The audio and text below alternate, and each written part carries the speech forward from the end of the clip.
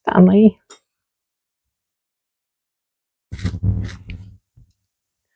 Hello and welcome to the channel. I'm Annie, this is Stanley, and we're here to talk about books. So today I'm going to go through all of the books that I finished in January of 2026, so my first reading month of the new year. But before we get to that, I'm going to talk a little bit about my reading plans for the year. I started my booktube channel in April of 2025, so I'm coming up on a year.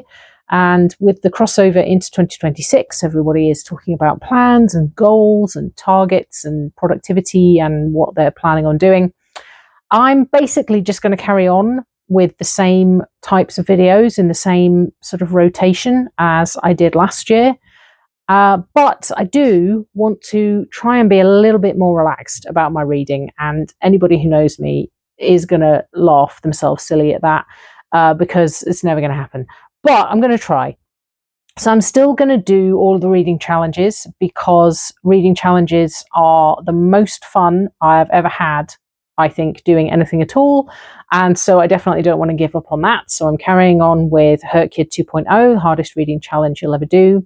I'm definitely carrying on with Magical Readathon because I really enjoy that when the semesters come round in April and September.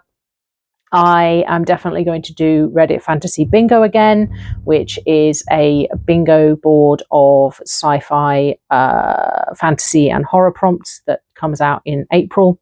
And I've added the Buzzword Challenge, which is a set of prompts, one per month for titles and covers. And I'm also doing TBR-a-thon because I have discovered that as well, and TBR Spin with Sarah Freshley from Freshly Read Books. So the list goes on, and I'm not going to restrict myself on that because it is so much fun. And I'm still going to do TBR videos because they're the most fun that I have doing videos. I love my TBR videos and they seem to get the most views. So you guys seem to like them too.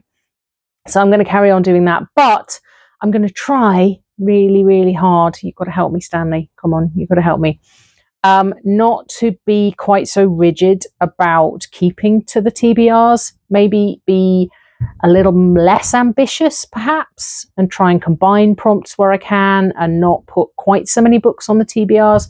But also if I don't get round to them all, it's fine. It's fine. It's fine. Isn't it, Stanley? It's fine. It's definitely fine. So anyway, all that said, let's get to the books that I read in January, but first of all, let's make some tea. Everything is at the ready, so let's roll. 14, so that's 12, 13, 14, which is green cucumber, hurrah, okay.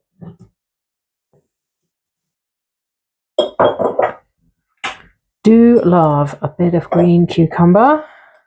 You'd think it didn't really taste of anything, but it does. It's very refreshing. It's got an interesting tang to it. So yes, very happy with that. Good old past me has, as ever, already boiled the kettle. There we go. Green cucumber tea. Lovely stuff.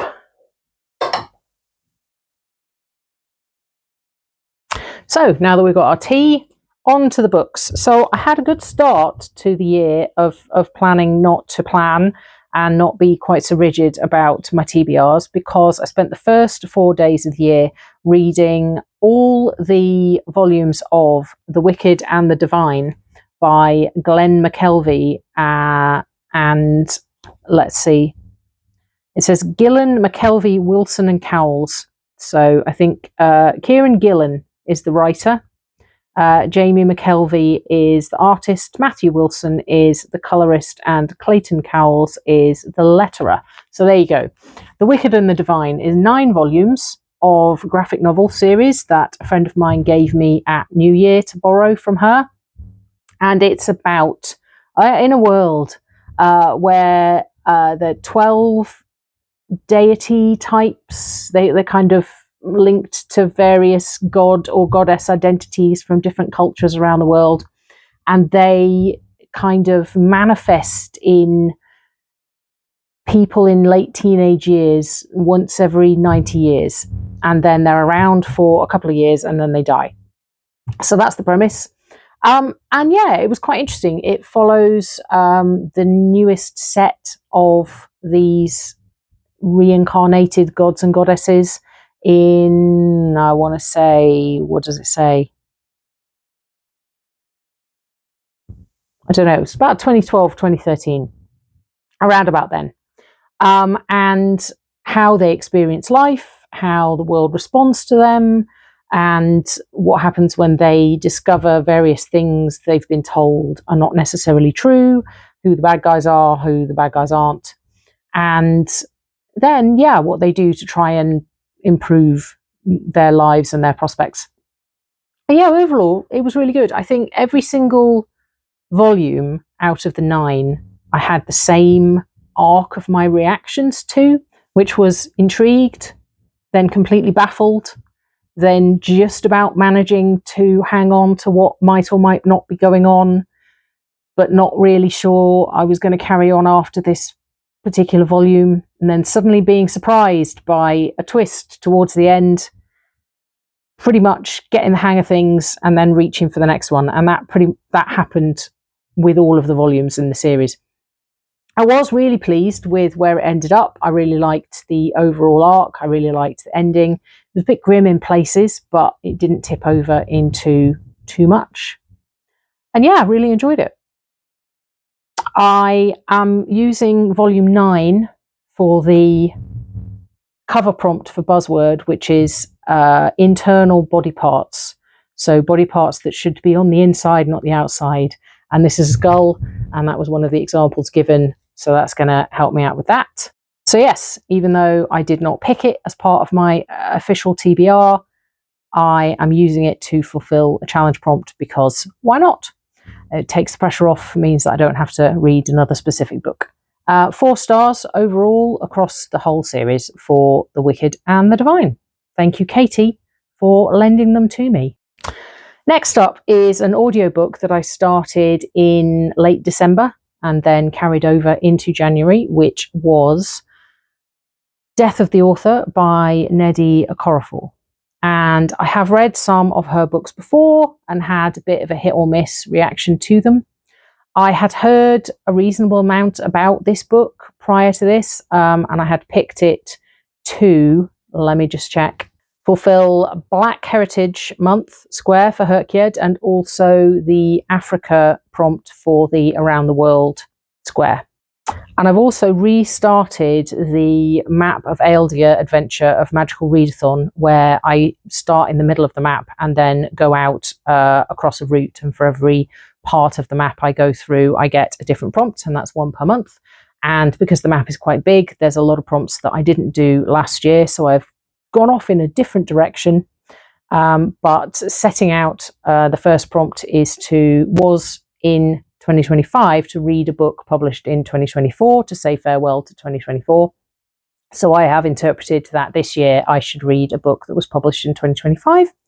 And as the new year tipped over, I was actually reading a book published in 2025. So again, I have lucked out and not had to pick a specific book to put on the TBR. Gosh, rambling today, sorry about that. Anyway, I had some issues with this book. I'm not going to lie. The blurb said that it was about a young woman called Zelu who is paraplegic and from a Nigerian family, and she writes a science fiction book which becomes wildly popular, and then the borders between reality and the book start to blur and extraordinary events take place. So I had some certain expectations about this book and about what kind of book it was and the sorts of things that might happen, and they didn't. And so I was very disappointed. And if I had come into it not having those expectations, I might have enjoyed it more. But I kept waiting for something extraordinary to happen about borders between reality and fantasy blurring. And I think that the description of that is a bit misleading. let's just say. So there are some futuristic aspects because there are self-driving cars, and Zelu gets a sort of exoskeleton that allows her to walk. But they felt, and there's also an AI on her phone which helps her out. But whilst they are out of the realms of where we are technologically now, none of those things felt that far in the future to be extraordinary to me. And they only really affected Zelu because she was the only person who used them. And so they didn't have any impact on the world the book was portraying or make any massive differences to that world over the course of the book, because none of them were completely new and out of the realms of possibility within the world of the book, if that makes sense. Anyway, long story short, it just felt a bit mundane. We also got extracts from her book, which was about robots in the far future after humanity had disappeared. So there was sci-fi in that sense, but it was a book within a book. And it was meant to be this most amazing book ever that everybody lost their minds over and got incredibly popular, and then a really successful film was made out of it, yada yada, and catapulted her into incredible fame and wealth. And I just found it really boring. The book within the book was so boring. So that confused me. And whilst I did enjoy aspects of the book, I liked some of the relationships, I liked the development of Zelu as a character, really didn't like her to begin with, really struggled with her as a protagonist. Very unlikable, but she did improve over the course of the book. And some of the relationships she had with her family and with her partner, it was kind of interesting. But overall, it just didn't do it for me. I did get invested enough by the halfway point to carry on, and I did finish it.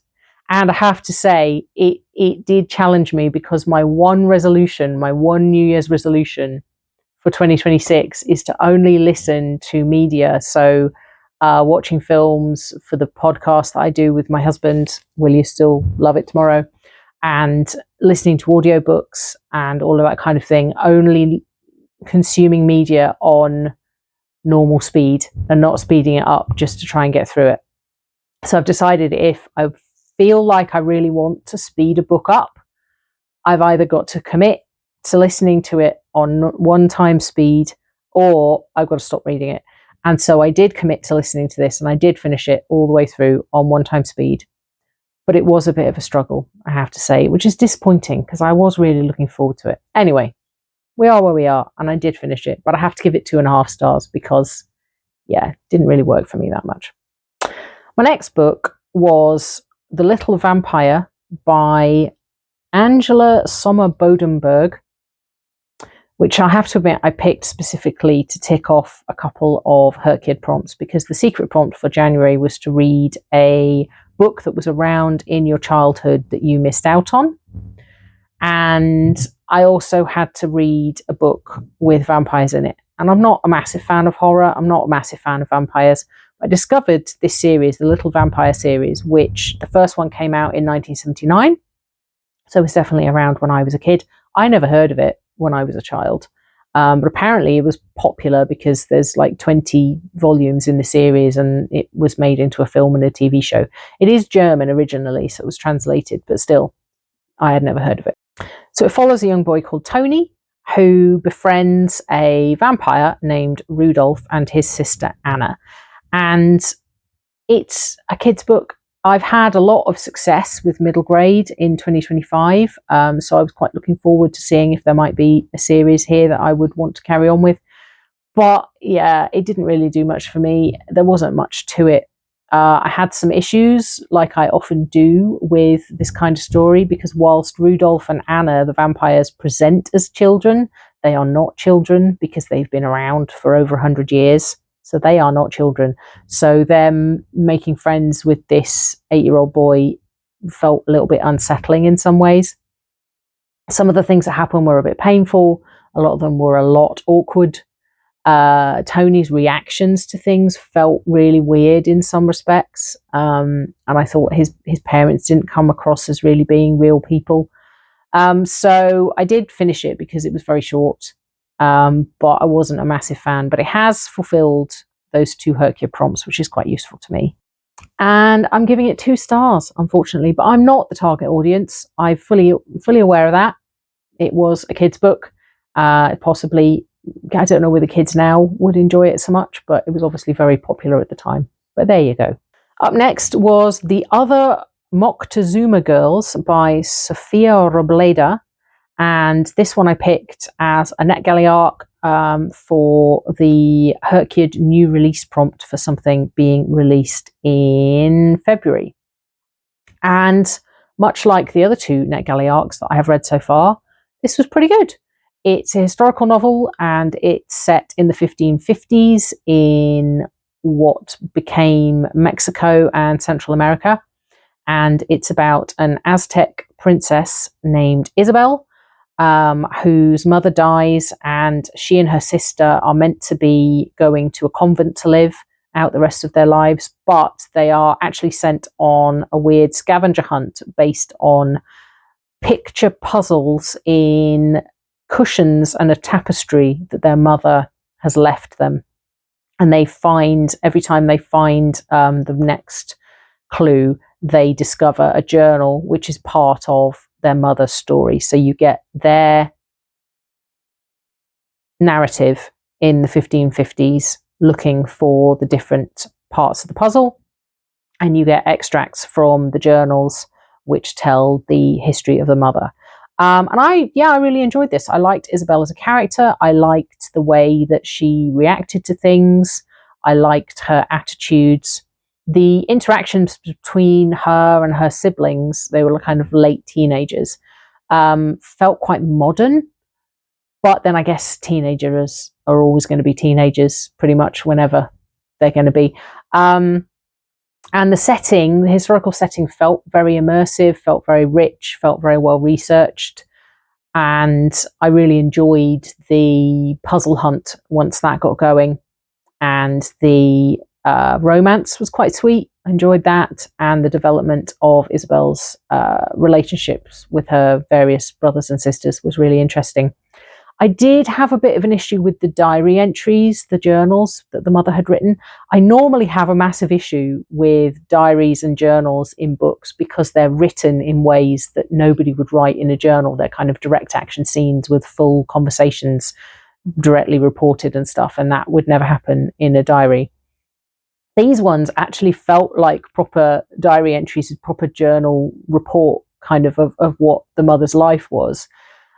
So they were very much summary, and that brought home to me why. I mean, I know why diary entries in books are always written in proper scenes and really dynamic, because otherwise it'd be really boring.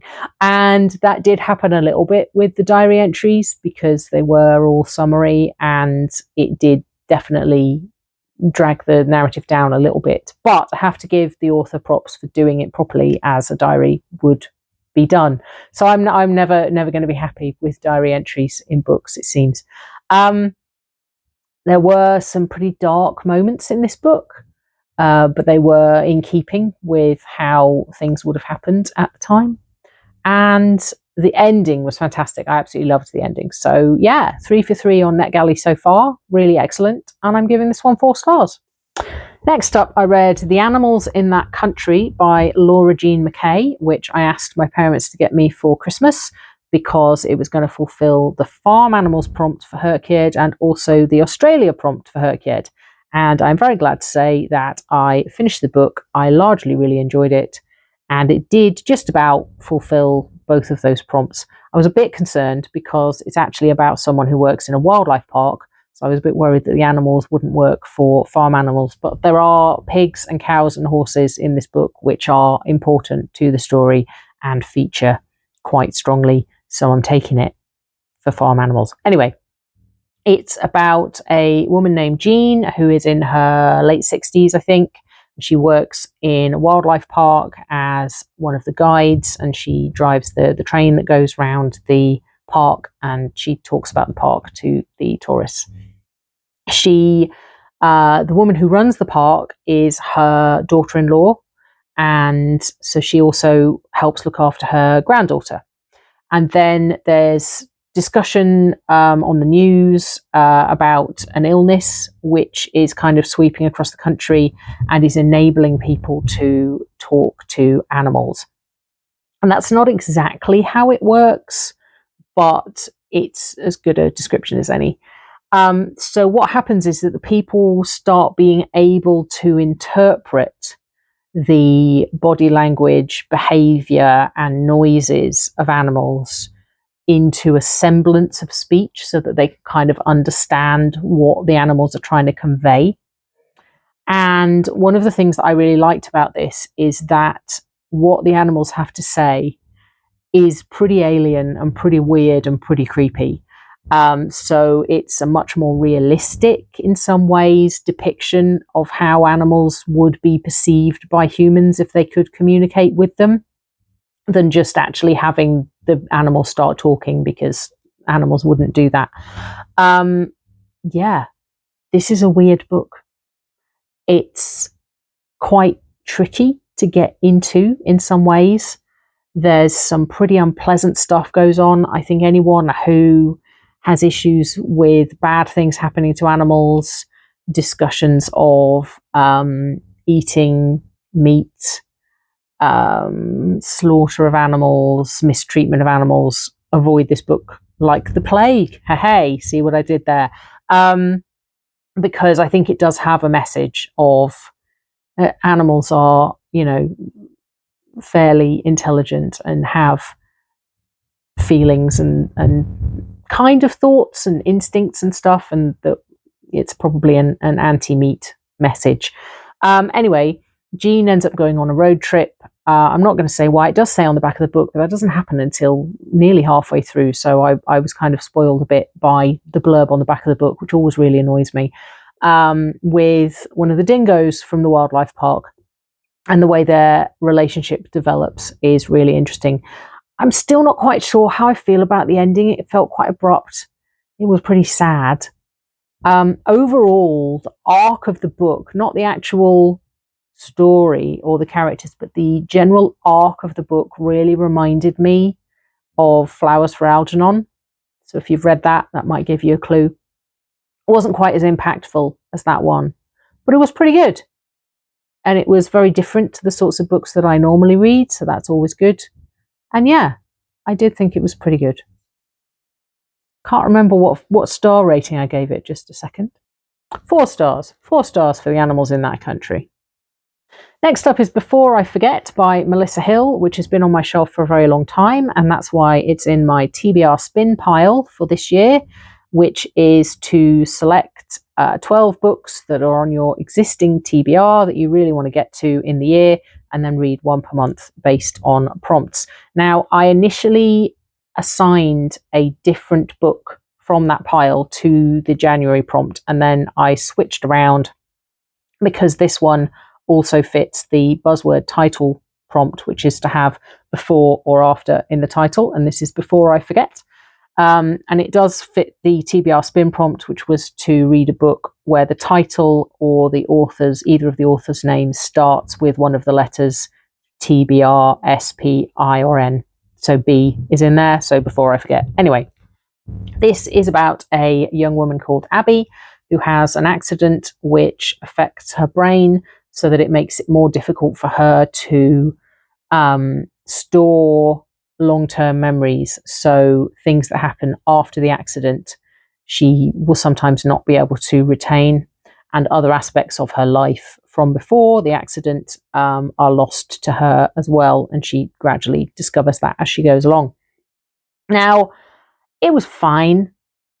It felt initially as though it had been really well researched, and the way that the consequences of the injury to Abby's brain were described to her by the doctors and the psychologists was really interesting and really well done, and felt like the author had looked into it quite a lot. But then quite a lot of the way that then played out in the book didn't fit what she'd been told, and was just kind of crowbarred in to fit the story, I guess. which was a bit disappointing, because if you're going to go into all of the science of it and the medicalness of what would happen in this instance, why would you then not follow that through? Anyway, I liked the romance. I really enjoyed reading the sections from the point of view of the love interest Finn. He was a guide dog trainer, and I really liked him a lot. And the way that their relationship developed over the course of the book was really good. I liked the other members of her family, and the way that that progressed as well. I wasn't keen. There was one aspect of the book where it was a lot of focus on spending money and getting designer clothes and, you know, eating in fancy restaurants as a way to make exciting and meaningful memories. And I wasn't keen on the focus on that, and her, you know, doing her hair better and shaving her legs and stuff. And yeah, the beauty standards aspect. And there was a stuff about her weight and that kind of thing, which I really wasn't keen on that focus. But other than that, I pretty much enjoyed it. I wasn't entirely sure about the ending. It was a little bit weird, but I really love Finn. And overall, it was a fairly breezy read. 3 stars. And then I've also read, and I'm going to admit that I picked it up to fulfill the non-fiction hrcyed square, because I've had some difficulties with my non-fiction and I needed some extras to add on to the pile for that. A World of Wisdom by James Chapman, which is a little book with, it's mostly cartoons, talking about the different phrases that are used in different countries for things. So, for example, there's one bad apple ruins the whole bushel or whatever in English. And one of the alternatives for that, I think, was from China, which was one mouse poop ruins the soup, and that kind of thing. So it's really fun. It's really interesting. It's got a lot of different discussion in it about how different cultures and different resources that are available in different countries and different landscapes and geography affect the way people use language and metaphor and concepts in their daily speech and sayings. It was really fun. So 4 stars for this, and it was a nice short one and ticked off a non-fiction square, and I have no shame about that. So I do have a few more days left in the month to do some more reading, so I'm gonna go off and get on with that and the other aspects of my life, of course, and then come back later in the month to do a roundup of whatever else I managed to read in January. So I will see you then.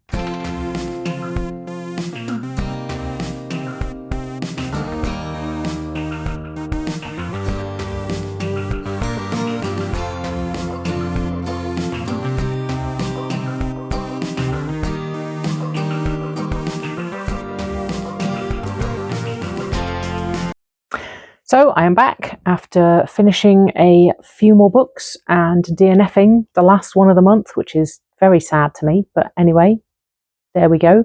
It happens. So the first one that I'm going to talk about in this segment is The Man I Think I Know by Mike Gale, which does not fulfill any reading challenge prompts at all. That's something that hasn't happened in a while. But it was picked by my mum for family book club. So actually, I guess it does fulfill a prompt. It's the family book club prompt, although I don't get to pick the book. But anyway, I'm actually filming this on the day of family book club. So we're going to be talking about it in about 4 or 5 hours. So I don't yet know what anybody else in my family thinks of this book, but I mostly enjoyed it. Though that wasn't the case to begin with. So when the message came through that we were in fact doing family book club at the end of January and what the book was, I got in a bit of a flap because I thought there's no way I can fit another book on my January TBR because I was already feeling under pressure. But then I figured I can always fit an audiobook in because my audiobooks generally don't get put into the main TBR and I just mood read whatever I want on the audiobook front, so I thought I'd listen to it instead. So I started listening to it, and it was a very good job that I was out for the day on the day that I started listening to this book, because first 10% absolutely hated it. I should talk about a little bit about what it's about. It's a dual perspective contemporary drama about two young men, one of whom has suffered a brain injury and has lingering effects in terms of his speech and his mobility and his cognitive function, and the other of whom went to a fancy school and a fancy university and had lots of expectations on him, and at the beginning of the book is working as a carer in a care home. And so that's how they meet. And I hated both of them. For the first 10% of the book, absolutely hated both of them. Danny, who is the care home worker, was just incredibly selfish, incredibly mean to people, and just a bit of a waste of space, even though he did in fact acknowledge that himself. And James, who was the guy who had suffered the brain injury, was also incredibly selfish and incredibly mean to people. And whilst potentially his behaviour is understandable given his circumstances, he also did kind of acknowledge that he was a bit rubbish. Which means, yes, that there was space for growth. But I thought I could see where the whole book was going right from the start, and I just didn't really care that much. But because I was out and I didn't have anything else to do while I was wandering around or on the tube, I listened to more of it. And there was one point where it flipped, and I suddenly started liking both of them a bit more, being a bit more invested in the story.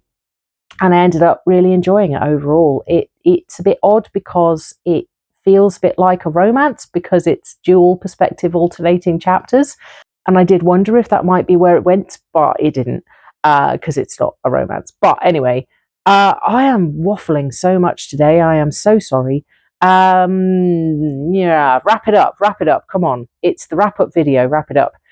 Yes, really enjoyed it overall. It went to some unexpected places. It wasn't as wholly predictable as I had feared, and in the end, I really enjoyed it. 3.5 stars.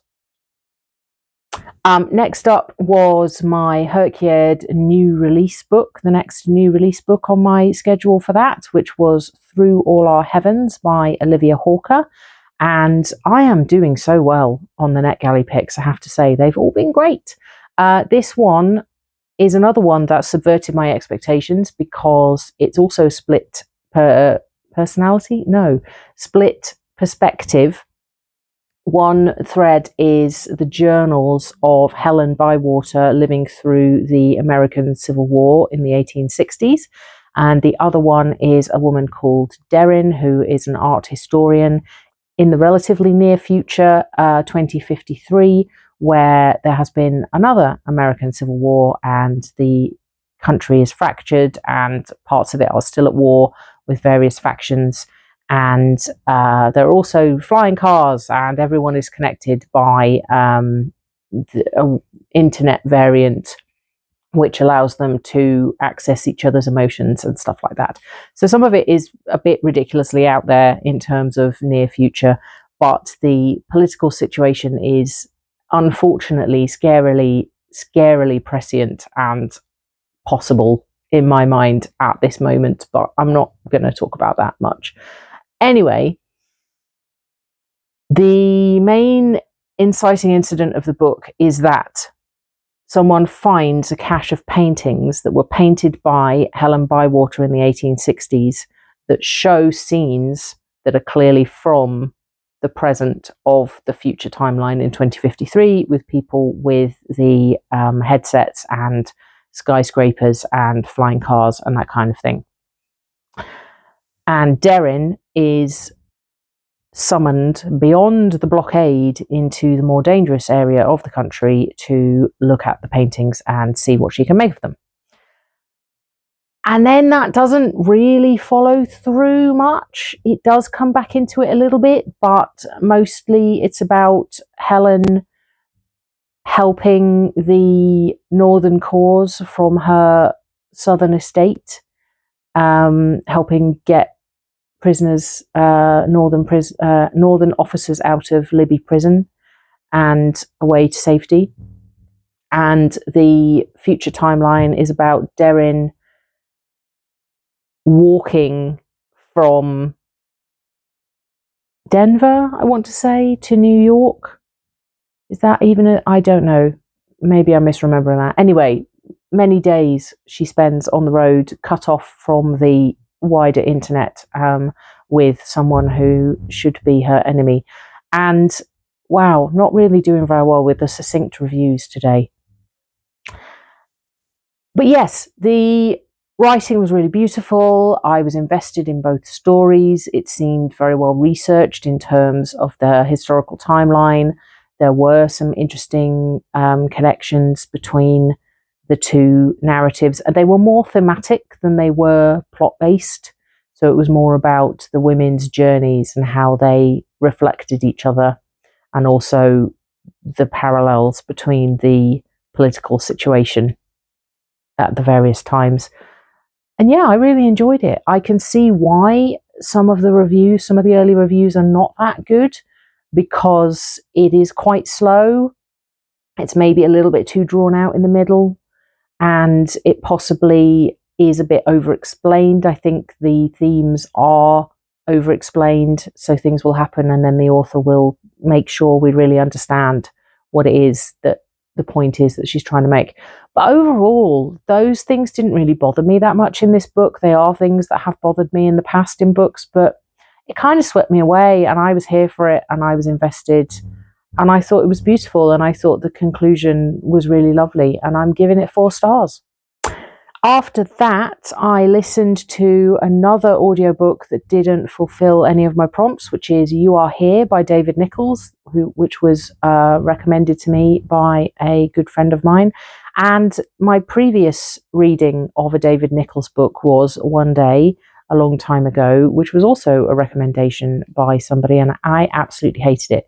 So this was a bit of a hard sell for me, but my friend was quite adamant, and I didn't have an audiobook on the docket after the family book club one, so I thought I would give it a try.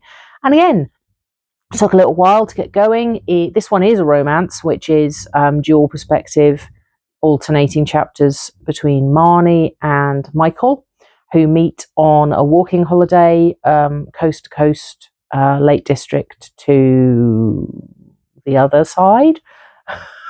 And their developing relationship and their backgrounds and about the baggage that they are carrying from previous relationships, etc., etc. Same old, fairly predictable. But again, it was really well done, and it did take me, as I said, a little while to get into it. Some of the early scenes were a bit painful, a bit awkward, a bit cringy, but once it got going, it was really good. And it was pretty predictable. But I still really enjoyed it because the characters came through very strongly. Both the narrators were excellent. My northern accent definitely came out towards the end of me listening to this, because Michael is from York, so his narrator had a northern accent all the way through. But that's not a bad thing. Yeah. Even though the main plot of the book only takes place over the course of a week, it felt like a slow burn, despite the fact that in real time terms, the development of the relationship was very quick. It felt like a slow burn over the course of the book, and that was fine, and I really enjoyed that. But that did mean that the ultimate conclusion felt quite abrupt, and it did leave me wanting a bit more. But other than that, yeah, good listen, 3.5 stars. And my last book of the month, as I mentioned at the start of this clip, was a complete disaster. It was meant to be completing my Become the Avatar square for hrcyed, where you have to read books with the different elements in the title, and that was Face the Fire by Nora Roberts, which is the last in a trilogy that I have been listening to over the last few months, the Three Sisters Island trilogy, which is about a centuries-old curse and 3 women who have to come together to break the curse, etc. And I had mostly enjoyed the first 2, although early 2000s Nora Roberts I'm discovering is very problematic in terms of the romances, which is disappointing. Her much more recent books haven't been like that. The other ones I've listened to her of hers have been fine. But this one, wow, I couldn't do it. The first two had their issues, but I got past them, and the main plot was quite interesting, and I liked the characters. This one, Mia has been in it all the way through. She runs the cafe/bookshop, which is somewhere I would love to frequent. I would love one of those in a village that I lived in. I did like her as a character in the first two books, and I was quite keen to see her story concluded and the overall through line of the plot completed. But her ex comes back after an unexplained absence of 11 years. He just left the island and went to New York and didn't speak to her for 11 years. And he swans back in and just assumes that she's going to be happy to pick up where they left off. I mean, no. She is rightfully very angry and quite adamant that that's not going to happen, which was great. But it's a romance, and they need to be together to break the curse. And so presumably at some point during the book, she's going to decide that actually he's right and give in and get back together with him. And I did not want to see that happen. And when they were standing on the beach and he said, "What do you want?" And she said, "I want you to suffer and to pay and to hurt like you hurt me and then leave and never come back." And I was like, excellent, let's have that be the conclusion. His response was to grab her and crush his lips to hers. And I was just like, nope. Where's the off button on this audiobook? No, not doing it. And I have looked at some of the 1-star reviews on Goodreads, and it feels like I dodged a bullet in stopping where I stopped, because it seems like it gets much, much worse from there on. And I am not interested in experiencing those stories anymore. So I probably will still listen to new Nora Roberts trilogies when they come out in November, because the most recent two have been fine and really enjoyed them. So, okay. But wow, no. Just a no. So I have to find another book with fire in the title, but I'm sure that can't be that difficult. I'm sure there's plenty of those. Might be difficult narrowing it down. Anyway, so that was a bit of an unfortunate end to my reading month, but overall it's pretty good range, I think. Yeah, good start to 2026 on the reading stakes. I have been a little bit more relaxed about it, but only a little bit. But yeah, still having a good time. I hope you're having a good time with your reading too. And I will see you again in another video very soon.